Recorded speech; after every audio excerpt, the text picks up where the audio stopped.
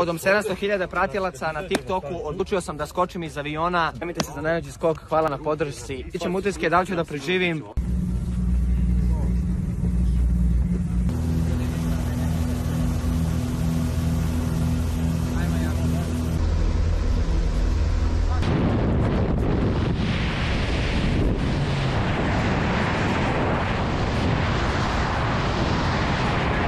Ostali nisu, čak ni blizu, niko ne može da veruje.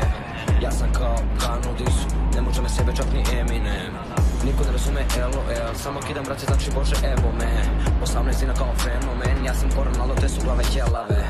Tere perem pored mene trepere, ajde tere se srce, ne znaš za moje vreme. Kažu Janko jebe keve.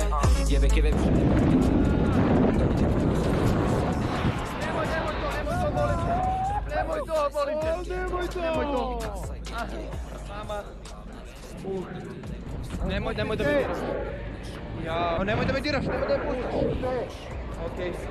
Podiš malo. Neću ništa da radim. Neću. Hoće da budeš dobar. Hoću, okej. Samo gleda, budi dobar.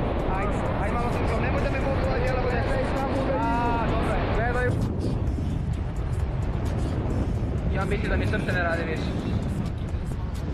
Ide. Nemoj ovo da radiš, molim te.